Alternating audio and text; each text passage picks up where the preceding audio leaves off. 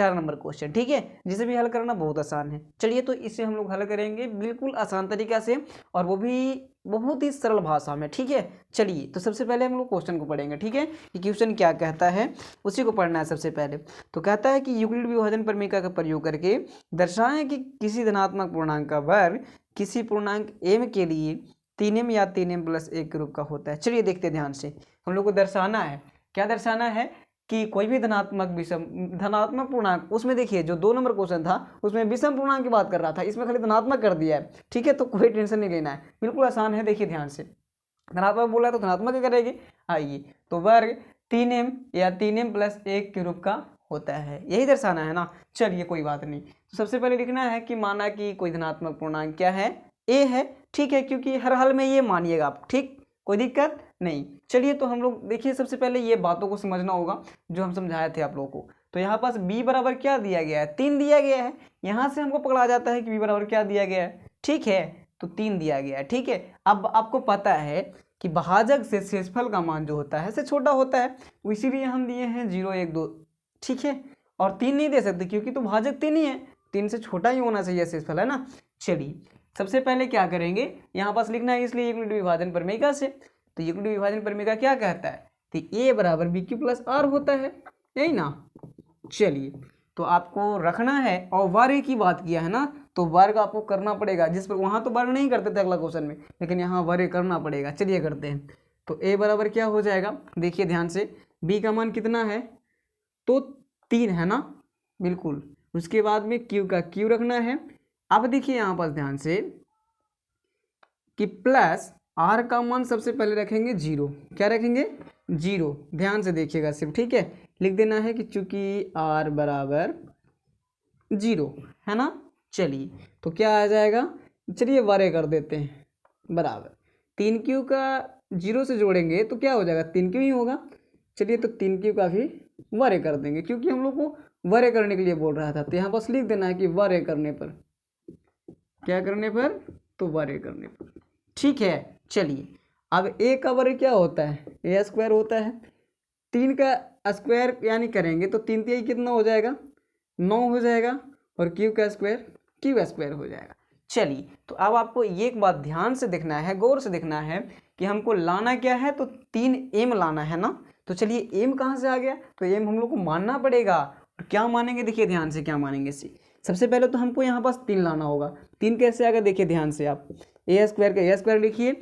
अब इसमें से 3 कॉमन ले लेंगे, क्या करेंगे, कॉमन ले लेंगे, तो क्या हो जाएगा, 3 q² बचेगा ना, बिल्कुल बचेगा। चलिए तो अब आपको कुछ नहीं, बस ई वाला पार्ट को आपको m मान लेना है, क्या करना है, m मान लेना है।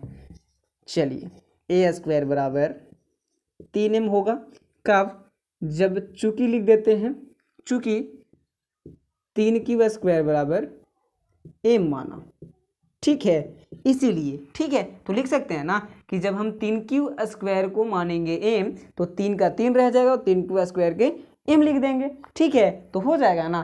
तो एक तो दर्शा दिए, अब चलते हैं दूसरा को दर्शाते हैं। चलिए तो अब क्या रखेंगे, तो r बराबर 1 रखेंगे, इसी में चलिए ध्यान से देखते हैं।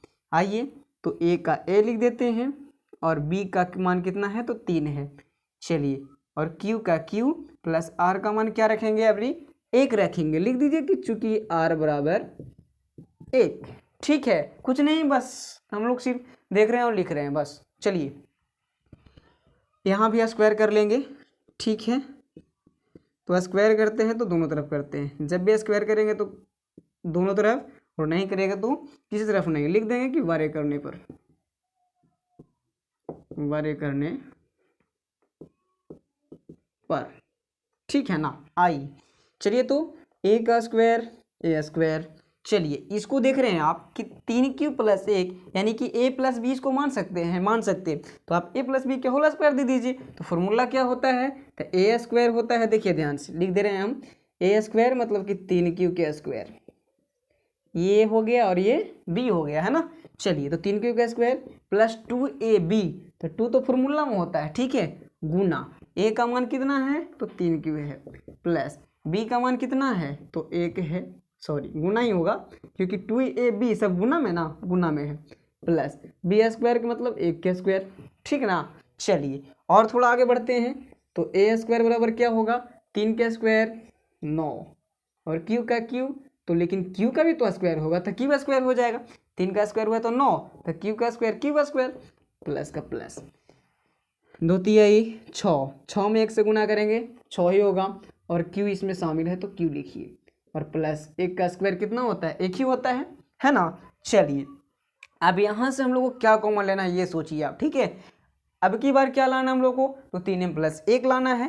3m+1 लाने के लिए सोचिए यहाँ पास क्या, 3 तो कॉमन लेना पड़ेगा तो 3 को कॉमन ले लेंगे, ठीक है। ए स्क्वायर बराबर 3 अगर हम कॉमन ले लेते हैं तो क्या बचेगा, देखिए 3 अगर कॉमन लेते हैं तो क्या बचेगा, इसमें देखिए ये दोनों पार्ट में ले रहे हैं कॉमन सिर्फ, ठीक है, क्योंकि एक तो बचाना है तो एक को रखेंगे साइड, ठीक है, एक को साइड में रखेंगे ही रखेंगे। अब 3 को कॉमन लिए तो 3 तिहाई 9 और क्यू स्क्वायर का क्यू स्क्वायर प्लस का प्लस, ठीक है। अब 6 क्यू यहाँ बचा तो 3 दूना 6 और क्यू है तो क्यू दे देंगे, ठीक है, और प्लस 1 का प्लस 1। आइए अब चलते हैं ऊपर में, ध्यान से देखिएगा समझ में आ जाएगा आपको। चलिए तो ये जो पूरा पार्ट आपको यहाँ से यहाँ दिख रहा है ना, ये वाला, ये पार्ट को आप मान लीजिए एम, क्या मान लेंगे, एम। चलिए देखते हैं, ए स्क्वायर बराबर 3m प्लस 1 होगा, कब, जब हम 3q square plus 2q, 3q square plus 2q बराबर m मानेंगे, क्या मानेंगे, m मानेंगे, ठीक है। तब होगा कि नहीं होगा, देखिए ध्यान से, 3 तो 3 रह ही जाएगा लेकिन इसके लिए पूरा माने m तो 3m हो जाएगा और 1 उधर प्लस में था तो प्लस में 1 दे दिया, ठीक है। अब दर्शाना तो यही था ना, चलिए तो यहाँ भी लिख दिया ना कि बड़े करने पर, चलिए ठीक है, बस इतना ही काम आपको करना था। तो लिखना है लास्ट में कि अतः धनात्मक पूर्णांक का वर्ग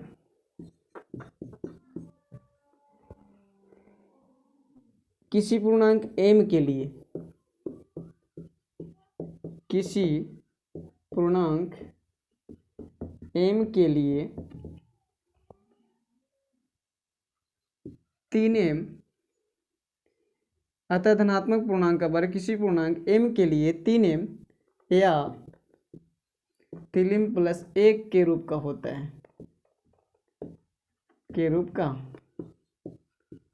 होता है, ठीक है। यही काम को लिखना था आपको और बस इतना ही काम करना है। तो चलिए, बारे का है तो बारे करेंगे, घन का है तो घन करेंगे, यही